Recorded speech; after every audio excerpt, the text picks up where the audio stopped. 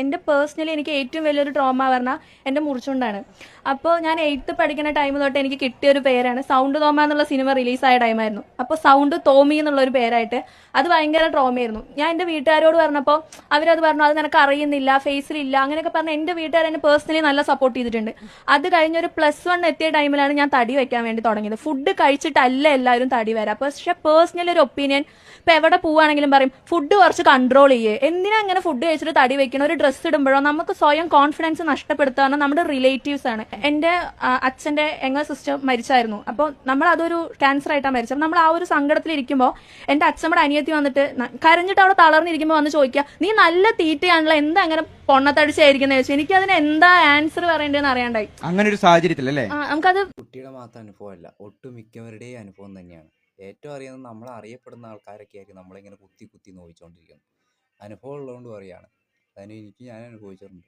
അന്ന് ഇപ്പോൾ ഈ ഗെറ്റ് കോസ്റ്റ് വിത്ത് ഗായത്രി എന്ന് പറഞ്ഞാൽ യൂട്യൂബ് ചാനലാണ് ഇത് തുടങ്ങിയത്. ബോഡി ഷേമിനെ കുറിച്ചെങ്കിലും സംസാരിച്ച് തുടങ്ങിയത്. അതിനു മുമ്പ് എല്ലാവർക്കും ഒരു കോമഡിയും ഒരു കളിയാക്കലും പുച്ഛഭാവമൊക്കെയാണ്. അത് അനുഭവിച്ചവർക്കേ അറിയുള്ളൂ. ഇപ്പോഴും അത് ട്രോളായിട്ട് വരുന്നുണ്ട്. ഇതൊക്കെ കോമഡി ആയിരുന്നോ എന്ന് പറഞ്ഞ് ചില ഇൻസ്റ്റാഗ്രാം റീലിലൊക്കെ വരാറുണ്ട്.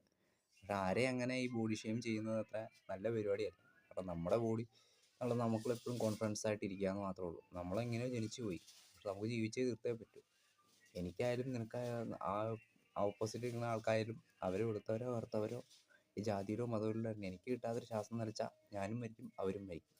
അപ്പോൾ ഈ കളിയാക്കുന്നവരൊക്കെ ഒന്ന് ഓർക്കാം. നിങ്ങളൊക്കെ വെറുതെ ഇരുന്ന് ഈ ചീട്ടുകൊട്ടാരത്തിൻ്റെ മുകളിൽ ഇരുന്നുകൊണ്ട് മറ്റുള്ളവരെ കളിയാക്കുന്ന പോലെയാണ്. എപ്പോൾ വേണേൽ ഇടിഞ്ഞു വീഴാവുന്നേ ഉള്ളൂ നിങ്ങളുടെ ശരീരമായാലും. അതൊക്കെ നമ്മളിപ്പോൾ ബോഡി ഷെയിം കേൾക്കുന്നവരും ബോഡി ഷെയിം ചെയ്യുന്നവരും കണ്ടിരിക്കേണ്ട ഒരു വീഡിയോ ആണ് പോസ്റ്റ്മോർട്ടം വീഡിയോ. ഇത് അക്ഷയ് ടൈം ഫോർ ഗ്രേറ്റ്നസ് നോപ്പാപ്പിൻ്റെയൊക്കെയുള്ള അക്ഷയ് ബ്രോ പറഞ്ഞാണ്. അപ്പോൾ അത് ഞാൻ കടമെടുക്കുകയാണ്. നമ്മളെന്നും ഒരു പോസ്റ്റ്മോർട്ടം വീഡിയോ വെച്ച് നിങ്ങൾ കാണുക. നമ്മുടെ ശരീരം ഇത്രയേ ഉള്ളൂ. നമ്മളൊന്ന് 2-3 ദിവസം മരിച്ചു കഴിഞ്ഞാൽ വെറുതെ അഴുക്കാൻ പുഴുവരിക്കാനുള്ള ഒരു ശരീരം മാത്രമേ ഉള്ളൂ. വലിയ പ്രത്യേകതയൊന്നുമില്ല. അപ്പോൾ അത് ബോഡി ഷെയിം ചെയ്യുന്നവരും ബോഡി ഷെയിം അനുഭവിക്കുന്നവരും ഒക്കെ ഒന്ന് മനസ്സിലാക്കിയിരിക്കുക. അതുകൊണ്ട് ബോഡി ഷെയിം അനുഭവിക്കുന്നവർ ആ ഒരു മൈൻഡിലിരിക്കുക. ബോഡി ഷെയിം ചെയ്യുന്നവർ ചെയ്തോട്ടെ. ഇനിയിപ്പോൾ എന്നെ ചെയ്യാറുണ്ടെങ്കിലും എന്നെ ഒരുപാട് നിറത്തിൻ്റെ പേര് കളിയാക്കിയിട്ടുണ്ട്. എന്നെ ഇപ്പോൾ കളിയാക്കുകയാണെങ്കിൽ എനിക്ക് അവരോട് പുച്ഛവും സഹതാപവും തോന്നാം. എനിക്കുള്ള വലിയ പ്രത്യേകതയൊന്നും അവർക്കില്ല. എൻ്റെ ശരീരവും അവരുടെ ശരീരവും ഒരേ ഇതേ കളർ ചിലപ്പോൾ വ്യത്യാസം ഉണ്ടാകും. പക്ഷെ എനിക്ക് എന്തെങ്കിലും ആക്സിഡൻറ്റ് പറ്റിയാൽ എനിക്ക് തള്ളുന്ന പോലെ എൻ്റെ എന്തെങ്കിലും പറ്റിപ്പോയാൽ വീഴാന്ന് ഒടിഞ്ഞു പറഞ്ഞാൽ ശരീരമുള്ളൂ, അല്ലെങ്കിൽ മരണപ്പെടാതെ ശരീരമുള്ളൂ.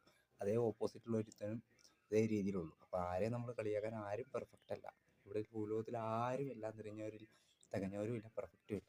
ആദ്യം മനസ്സിലാക്കുക.